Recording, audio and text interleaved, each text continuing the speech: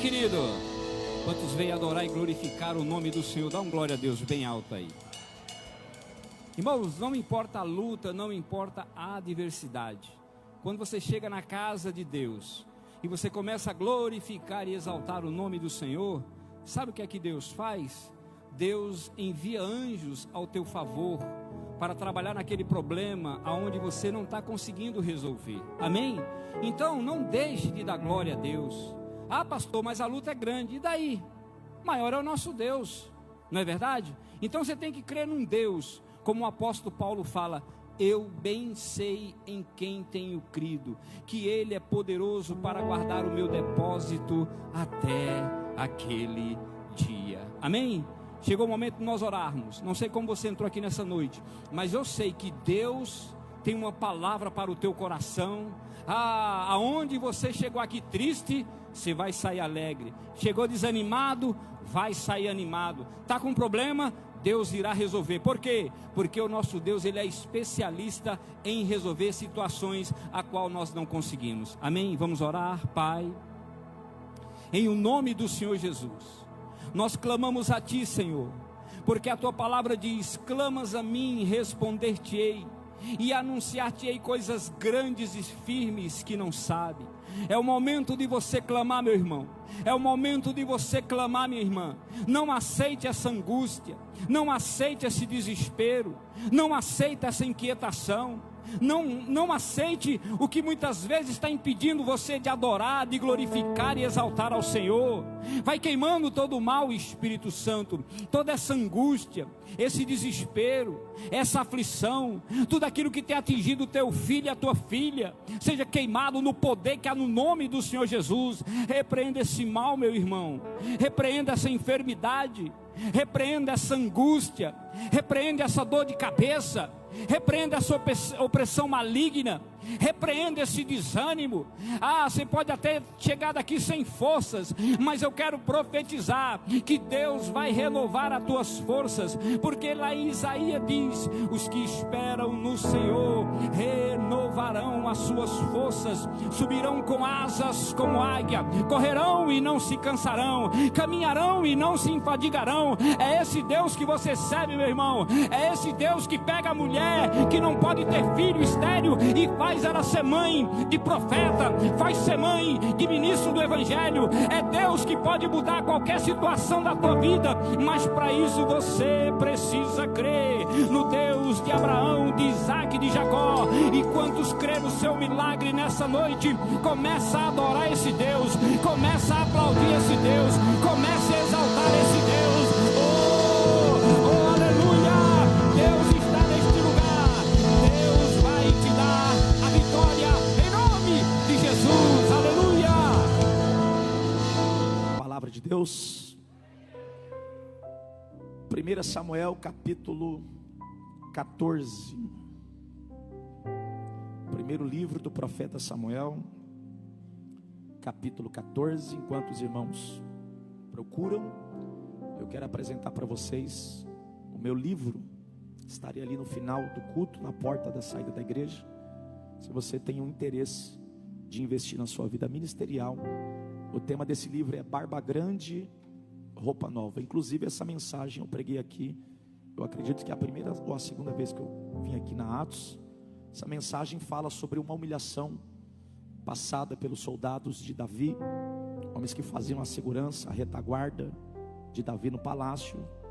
E a humilhação que os inimigos causaram a esses soldados foi justamente cortar deles a barba e as vestes. Naqueles dias, a barba era a parte mais importante da vida de um homem, por isso que ela tinha que ser preservada. E os inimigos atacaram justamente a parte que aqueles homens mais preservavam, e rasgaram também deles a roupa. Esse livro aqui fala sobre restauração, restituição. Você que perdeu muita coisa durante os meses de 2024, eu tenho certeza que esse livro vai te direcionar a um período de restauração na sua vida. Você que perdeu, você que passou pelo processo do corte, da dor. Aqui eu falo sobre os 3 tipos de angústia que existe na Bíblia: angústia da alma, angústia do espírito, angústia do coração. Se você tem o desejo de investir na sua vida espiritual, eu estarei ali no final pronto para te atender. Também trouxe alguns cones trufados de chocolate. Pastor Almi me mandou um áudio, irmãos, repreendendo todo açúcar do chocolate. Ele não engorda. Diga para quem está do lado, não engorda. Então diga assim: compra um para você e um para mim. Glória a Deus. Queridos, 1 Samuel capítulo 14, nós vamos ler a partir do versículo de número 4. 1 Samuel 14, a partir do verso 4, que diz assim: entre os desfiladeiros pelos quais Jonatas procurava passar a guarnição dos filisteus, deste lado havia uma pedra íngreme e do outro outra. Uma se chamava Bozés e a outra chamava-se Senê. Diga comigo, Bozés. Bem alto, diga Bozés. Diga Senê. Uma delas se erguia ao norte, de fronte a Miquimás, e a outra ao sul, de fronte a Geba. Disse, pois, Jonatas ao seu escudeiro: vem, passemos a guarnições desses incircuncisos. Porventura, o Senhor nos ajudará nisto, porque para o Senhor nenhum impedimento há de livrar, ou com muitos, ou com poucos. Amém. Amém? Curve a sua cabeça só por um instante. Deus, nós estamos prontos para continuarmos ouvindo a sua voz. De fato, o Senhor tem falado desde que esse culto começou, através dos hinos aqui entoados, Senhor. Mas nós precisamos ouvir a tua voz por intermédio da tua palavra. Fala conosco, porque a sua voz é a bússola que nos direciona. Fala conosco, porque a sua voz é o bálsamo, Senhor, que cura as nossas feridas. Fala conosco, porque precisamos ouvir a sua voz. Não só aquilo, Senhor, que queremos ouvir, mas aquilo que precisamos e necessitamos ouvir essa noite. Fala conosco, em nome de Jesus. Amém. Amém? Dá um suspiro bem fundo, relaxa e diga para alguém: Deus tem uma palavra para você. Tudo que lemos aqui agora nada mais é do que o segundo ano do reinado de um rei muito famoso no Antigo Testamento. Seu nome, Saul. Toda a igreja sabe que Saul foi o primeiro rei que Israel teve. Essa época é chamada na teologia de Era da Monarquia. E para quem não sabe, Saul foi escolhido por Deus, sim. Por acaso, seu pai perdeu algumas jumentas, e Saul saiu para procurar jumentas de seu pai. E o interessante é que quando ele procurava jumentas de seu pai, ele se encontra com o maior profeta do Antigo Testamento, a saber, Samuel. Quando Saul se encontra com o profeta Samuel, Deus fala no coração de Samuel que Saul foi escolhido por Deus para ser o novo líder da nação de Israel. Só que o que Israel não sabe é que Saul já tinha sido reprovado desde o início. Embora Deus o escolheu, mas ele já tinha sido reprovado desde o início do seu ministério. Pastor Ulisses, eu tenho uma pergunta: como pode Deus escolher alguém que já está reprovado no início? Isso não é culpa de Deus. Deus não tem culpa com o que fazemos no depósito de Deus das suas escolhas em nós. Assim Jesus também tinha escolhido Judas, sim ou não? Jesus não teve culpa na traição de Judas. Foi Judas que não soube valorizar a credibilidade que Jesus havia depositado nele. Deus depositou uma credibilidade na vida de Saul, mas ele já tinha sido reprovado desde o início do seu ministério. A Bíblia diz que quando ele ouve dizer que próximo aonde ele procurava as jumentas de seu pai, havia um profeta chamado Samuel. Ele se preocupa, porque era de praxe no Antigo Testamento, todas as vezes que você se encontrasse com um homem de Deus, um profeta de Deus, você não podia ir a ele com as suas mãos vazias.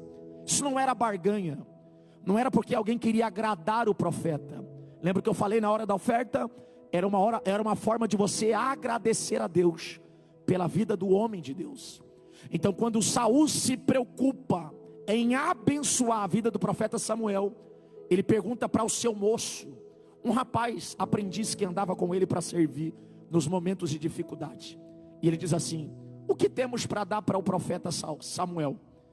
E o moço diz assim: Saul, o pão que nós tínhamos no alforje acabou, mas temos aqui alguns ciclos de prata. Diga comigo, ciclos de prata. E só vai dar glória quem pegar. Pastor, pera aí, não tem pão, mas tem prata. Isso era um ministério reprovado. Saul tinha prata, mas não tinha pão. Saul tinha prata, mas não tinha. Diferente dos dois discípulos que estavam lá na porta do templo, lá na igreja da Formosa, quando viram um paralítico sentado na porta do templo, o paralítico pediu para eles o quê? Dinheiro. E aqueles discípulos disseram assim: ó, prata a gente não tem, mas a gente tem pão. Levanta e anda. Eu não sei se isso aqui vai valer, glória a Deus, mas Deus vai começar a encher o seu alforje de pão. Deus vai começar a encher o seu alforje de pão. Pessoas necessitadas, não de algo físico, de algo espiritual, serão alimentadas por aquilo que Deus colocará na sua vida. Tem uma mão levantada para receber esta palavra? Se prepare, porque através de você, Deus vai alcançar a sua família, a sua casa, a sua parentela, a sua empresa, os seus empregados, os seus vizinhos. Já tem alguém dando glória a Deus ali atrás? Alguém será alcançado por aquilo que Deus depositará na sua vida. Se tem alguém que crê nesta palavra, levante a sua mão e glorifique o nome de Jesus. Nós teremos, ao invés de prata, teremos pão. Aleluia. Precisamos dar algo ao homem de Deus. Saul, nós não temos pão, temos aqui prata. Saul já tinha sido reprovado desde o início. Para quem não sabe, ele reinou no trono de Israel 42 anos. Isso disse o médico Lucas, aquele escritor do evangelho chamado Lucas.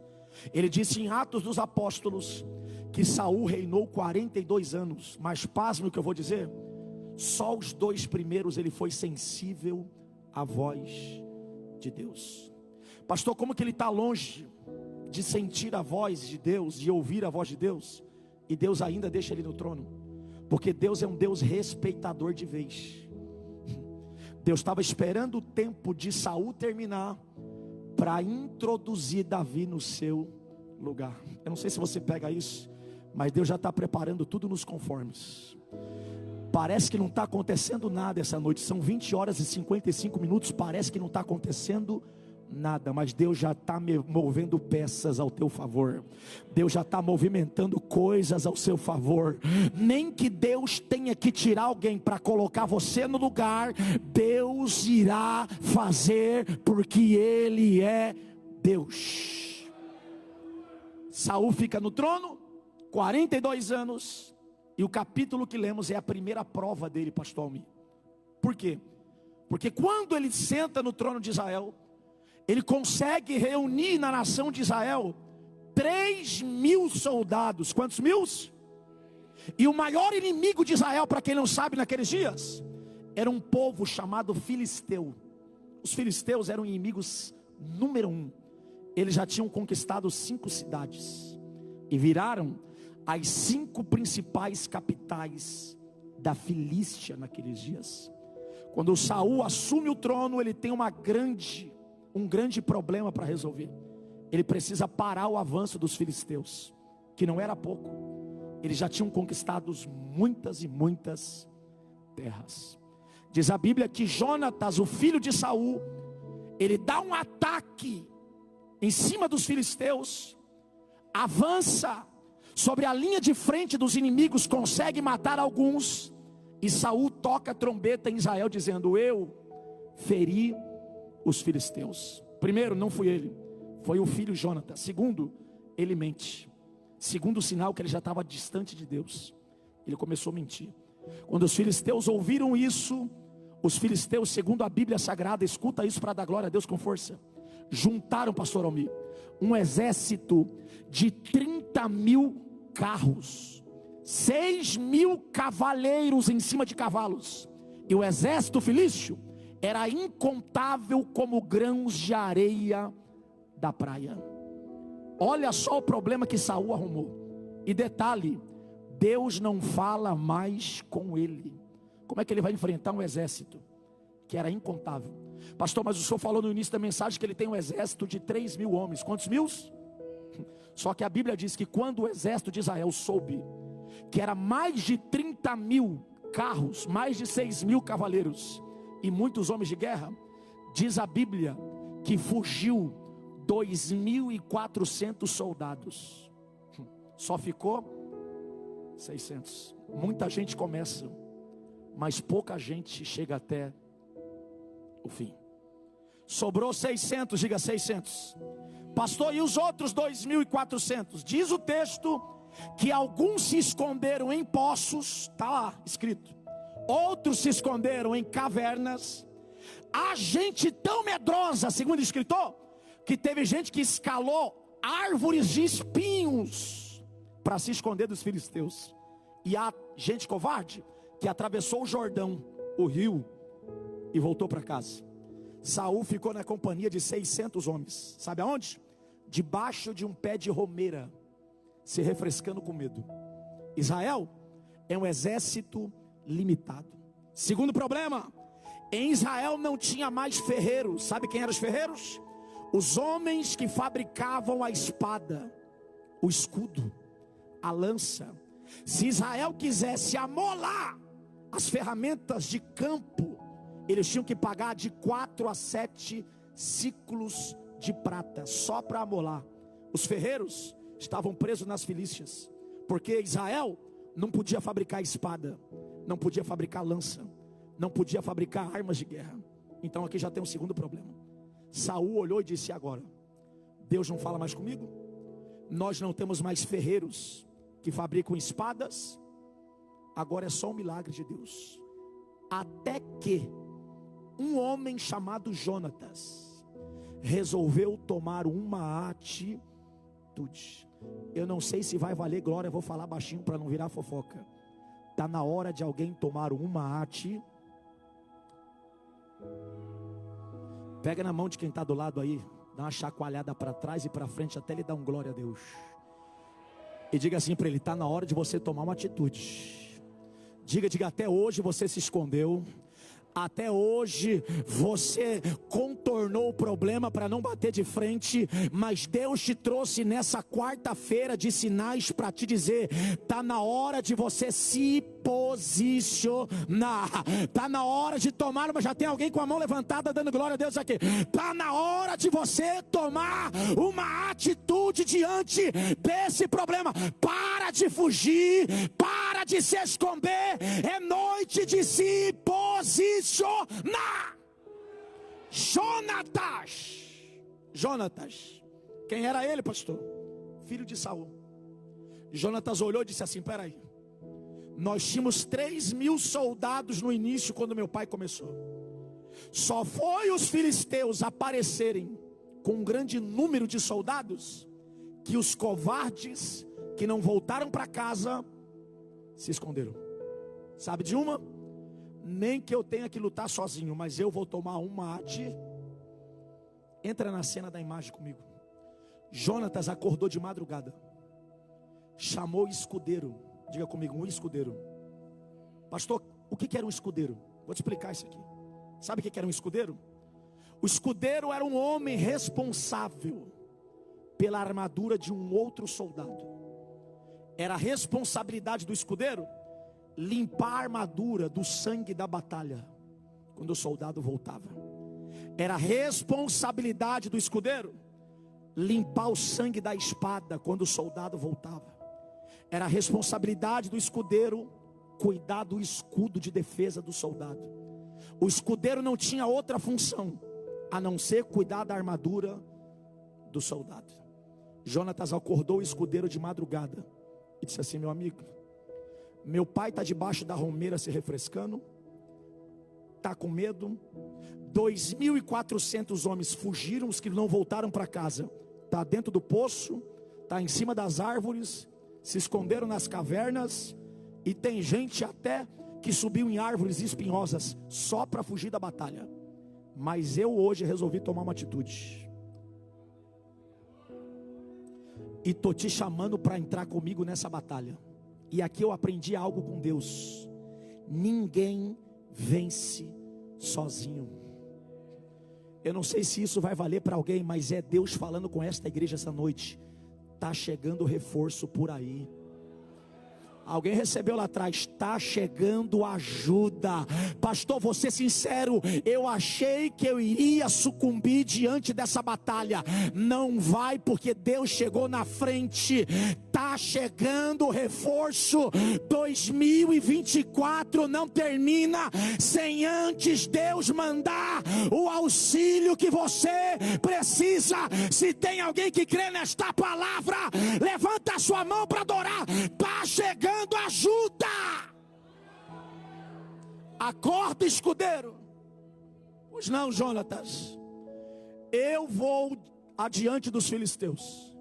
Meu pai se escondeu, soldados de Israel se escondeu, mas eu estou aqui te pedindo a sua ajuda. Nós vamos lutar contra esses inimigos, e nós não iremos se esconder. Diz a Bíblia que Jonatas e o escudeiro saem. Sabe aonde? Em um desfiladeiro que a Bíblia chama, e lemos no início, de Miquimás. Diga comigo, Miquimás. A palavra Miquimás no hebraico para o português quer dizer lugar oculto, lugar escom, porque guerras não se vence visivelmente visível.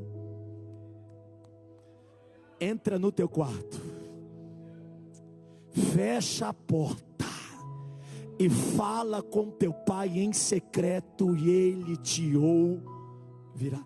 Alguém do lado de fora pode dizer assim: isso aí já era, acabou, terminou, divorciou, a empresa fechou, vai devolver, vai fechar a porta. Mas enquanto isso você está em Miquimás, escondido. Ninguém vence guerra se aparecendo na rede social, não, meu filho. Guerra se vence com a porta do quarto fechada. Enquanto o diabo está dizendo do lado de fora que acabou, do lado de dentro nós estamos vencendo a batalha. Quem está comigo na palavra? Miquimás, lugar oculto, escondido. Vamos por lá, pelo desfiladeiro de Miquimás. Ninguém vai nos ver, mas nós estamos em direção aos inimigos. Ninguém está vendo, mas a gente está guerreando. Ninguém está sabendo de nada, mas a gente está no campo de batalha. Vamos embora. Você topa? O escudeiro olhou e disse assim: Jonatas, faça o que está no seu coração, porque o que você fizer, eu estou do seu lado. Vamos embora. Quando eles saíram de casa, pastor Almir, está no texto, Jonatas olhou e disse assim: tem mais. O sinal que Deus vai nos dar, a campanha não é sobre sinais, a série que nós estamos fazendo de quartas-feiras não é de sinais. Jonatas disse para o escudeiro: o que a gente precisa ouvir de Deus vai sair da boca dos filisteus. O escudeiro não entendeu nada e perguntou: mas como assim, Jonatas? Quando a gente chegar lá, se eles disserem para a gente assim, ó, suba, porque mataremos vocês aqui em cima, é Deus falando com a gente.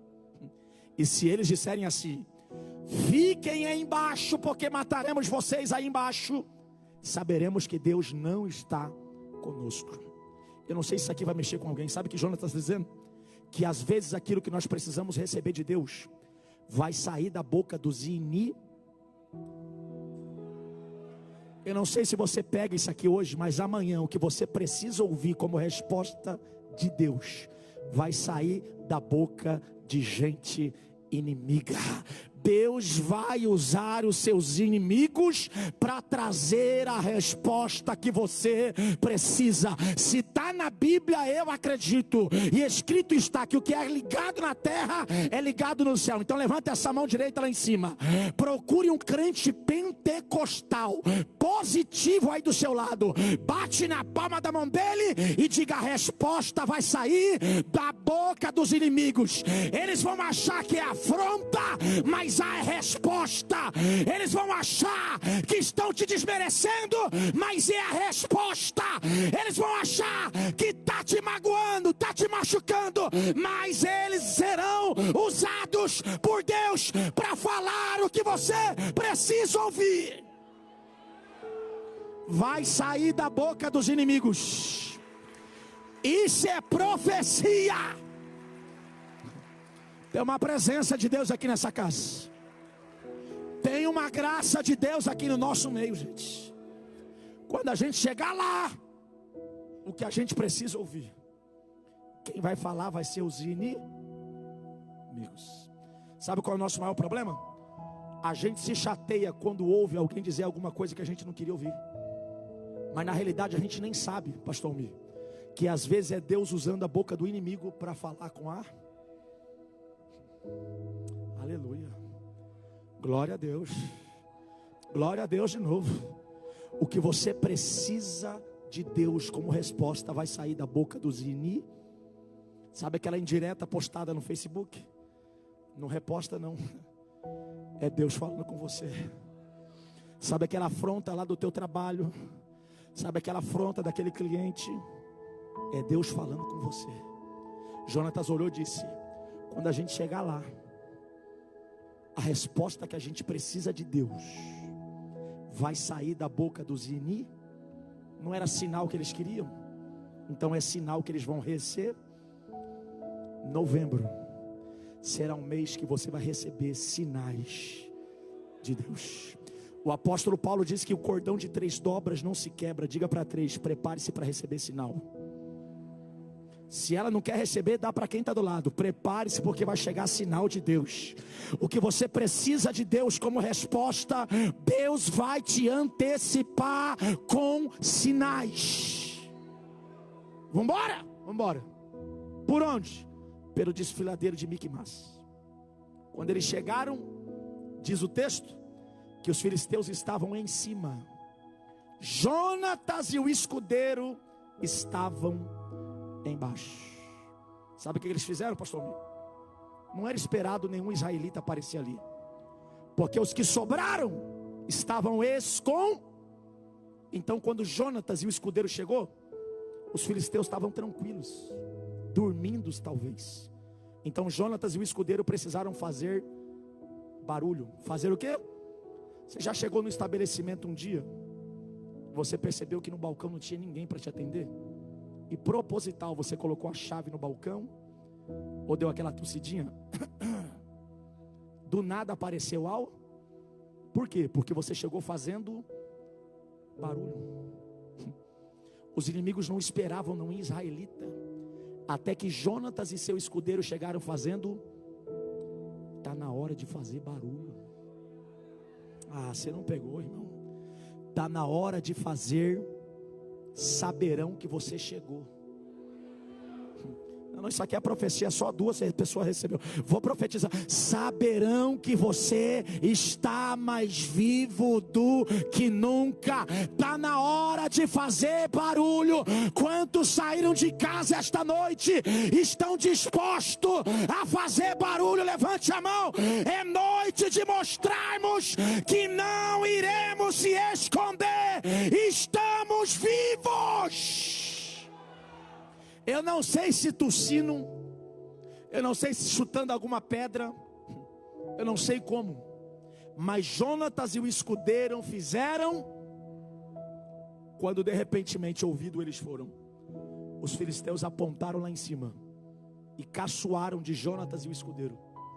E disseram assim: ué, está todo mundo escondido dentro das covas, em cima das árvores, dentro dos poços, e alguns até voltaram para casa.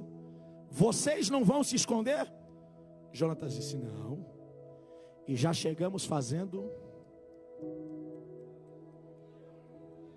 Os filisteus falaram aquilo que Jonatas queria ouvir, e se não der glória não pegou, porque lá de cima algum filisteu incircunciso abriu a boca e disse assim: então suba, porque mataremos vocês aqui em cima. Eu imagino, pastor Almir, o Jonatas olhando para o escudeiro e disse assim: ó, lembra do sinal que a gente pediu para Deus? Eles acabaram de... Vamos subir, porque eles estão achando que a gente vai morrer lá em cima, mas na realidade Deus já usou eles para a gente subir tranquilo. Eu não sei se você vai receber essa palavra, mas o sinal de Deus para alguém hoje é: vai, porque eu já fui na frente. Não, você não pegou isso aqui, irmão. Vai, porque eu já fui na frente. O que você esperava como sinal, Deus já está fazendo esta noite. Vá, porque eu já fui na frente.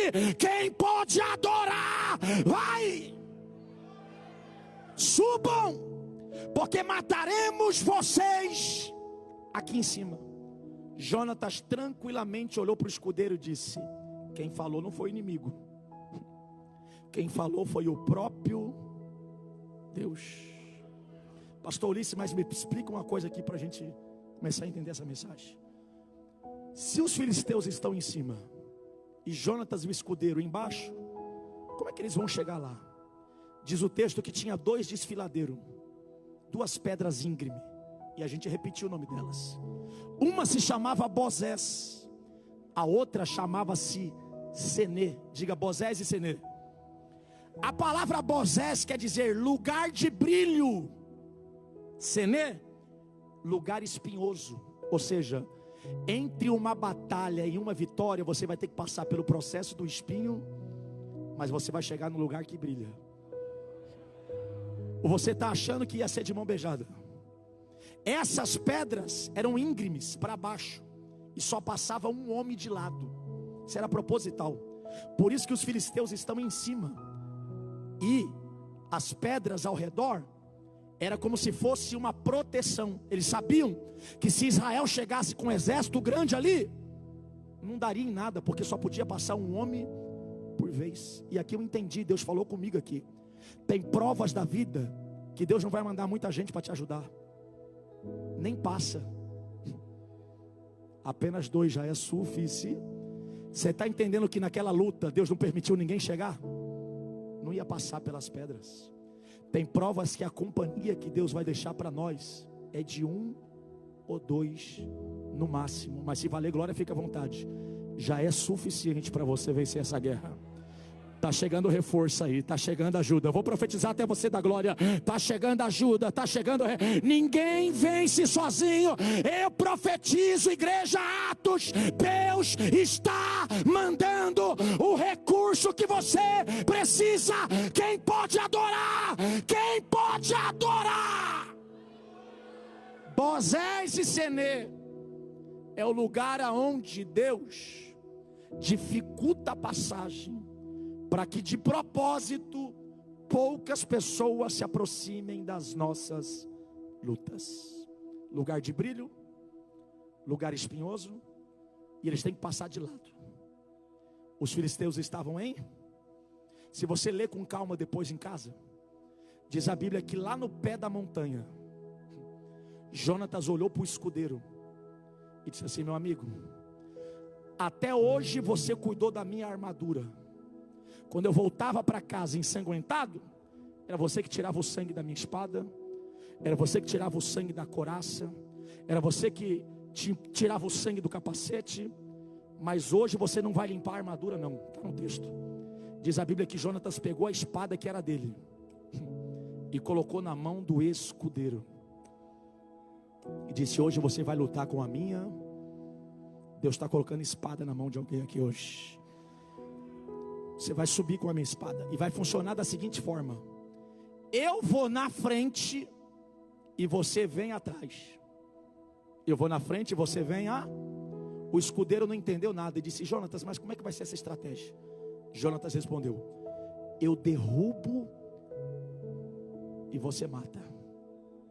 Pastor, mas como que eles subiram? A Bíblia diz que eles subiram de joelhos, engatinhando. Se não der glória, não pegou mesmo.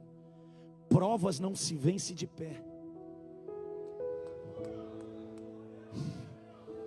Vou repetir até você dar um glória a Deus. Essa luta você vai vencer quando você entender que a subida é de... Olha para quem está do lado, mas olha para um escudeiro pentecostal e diga assim: eu derrubo e tu mata. Se puder, bate na palma da mão dele para ele entrar no culto. Diga assim: eu derrubo e você mata. Mas ninguém vai lutar sozinho. Ninguém vai lutar sozinho. Vale glória a Deus, fique à vontade. Glorifique, exalte, aplauda, glorifique. Ninguém vai lutar sozinho. Eu derrubo e você vem atrás com a minha espada. Entra na cena e imagina como que foi isso. Eu não sei se passando a rasteira, eu não sei se derrubando com a mão. Não está no texto, tem coisa que não é para a gente saber. Deuteronômio 29 tem coisas que são encobertas e só Deus vai saber. Eu sei que eles subiram de eles estão subindo. Jonatas derruba, e o rapaz que nunca entrou no campo de batalha aprendeu de uma hora para outra a manusear. Quem não cantava vai cantar, quem não pregava vai pregar, quem não tocava vai tocar. Pastor, eu não sei nada. Deus vai te capacitar. 2025 vai ser um ano que você vai deixar a ocupação de limpar a armadura e vai ocupar a ocupação de manusear a espada. Se prepare para uma mudança de ambiente. Como? Não sei. Jonatas disse: eu derrubo e você mata. Subiram de joelhos. Quando chegaram no topo, diz a Bíblia que eles estão em um pedaço de terra que tem uma medida, está no texto. Diz o escritor que era meia geira de terra. Sabe o que era meia geira de terra? Os pedaços de terra eram medidos de acordo com a junta de bois. Uma junta de bois é 2 bois.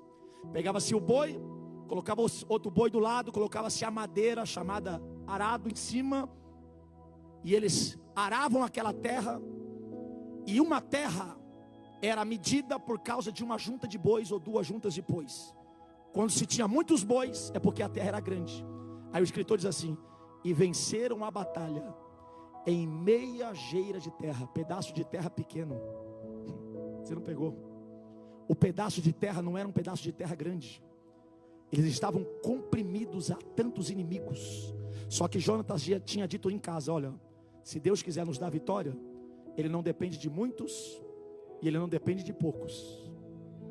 Então não é o ambiente, é o trabalhar de Deus.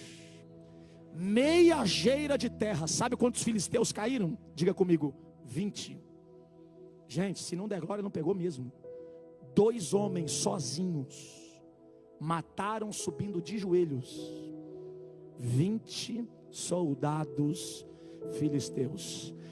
Talvez você entrou aqui nessa quarta profética de sinais de Deus. Você está perguntando para Deus: Senhor, como é que vai acontecer isso? Eu não tenho nem condições de pagar aquele boleto, de quitar aquela dívida, de resolver aquele problema. E Deus está dizendo: eu não preciso que o ambiente esteja favorável. Eu não dependo de muitos e eu não preciso de poucos.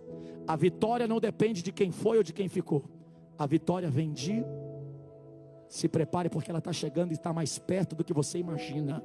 Eu tenho uma palavra de Deus para essa igreja. Levanta a sua mão, levanta a sua mão. Talvez o espaço geográfico que você está vivenciando está te dizendo que já está mais do que perdido. Mas eu viajei 1h30 para dizer: Deus chegou na frente. Deus chegou na frente. Deus chegou na frente. Se você pode, adore, glorifique, exalte o nome de Jesus. meia geira de terra. E o segredo da vitória é porque esses homens subiram de...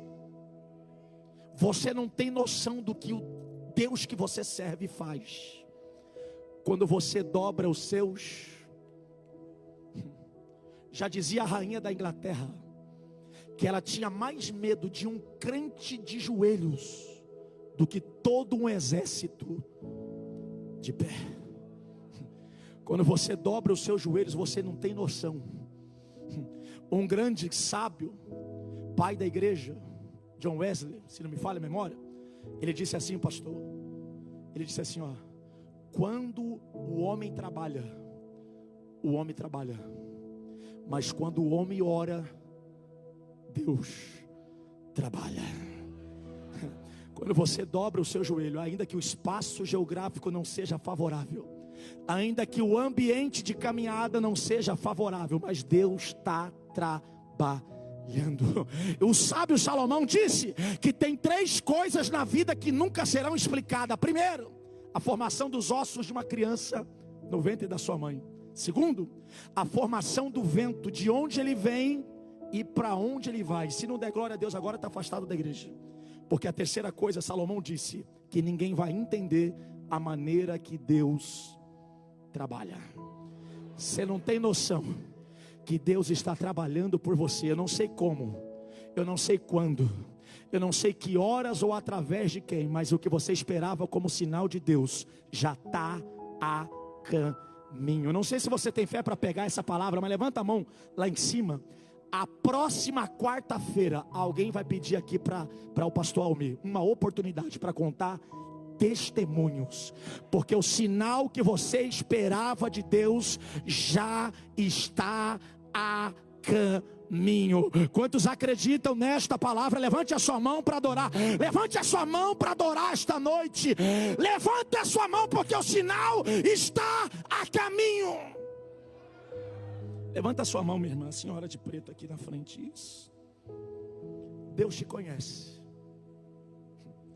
Enquanto eu pregava aqui, eu olhava para a senhora com um passar de olho bem rápido. Eu vi uma esponja limpando um líquido preto. E Deus disse para mim: diga para ela que eu estou tirando toda a angústia, toda a tristeza da alma. Está sendo limpada por Deus esta noite. Era projeto do diabo, por causa de uma mágoa, te adoecer. Mas Deus te trouxe aqui para te dizer: prepare-se para a virada de cativeiro, porque eu te liberto de um acontecimento passado hoje. E saberás que sou eu, Deus, na sua vida, por um sinal que farei em 30 dias. Tem uma irmã de Deus para dar um abraço naquela irmã ali, ó.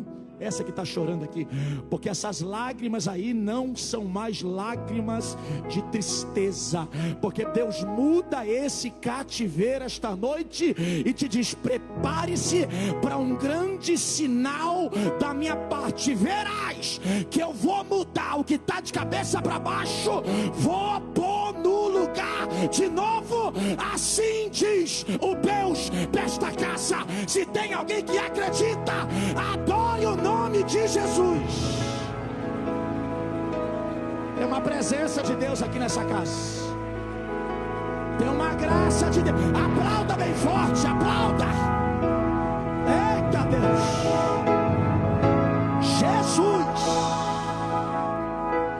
Jesus. Aquela moça lá atrás, viu? De camisa bege, estrelinhas. Balança bem forte a mão assim, ó. Balança bem forte, porque você disse há 10 segundos: se o Senhor é na vida desse pastor, Ele vai falar comigo hoje. Sou eu, Deus, que ouviu o seu pensamento, filha. Pode chorar. E se eu estiver mentindo, me desminta aqui agora, porque eu rasgo essa Bíblia e vou embora para casa. Deus te trouxe aqui para te dizer hoje: tenho ouvido as palavras que saem da tua boca. Até quando tu disseste assim: Senhor, parece que as minhas orações não passam do teto.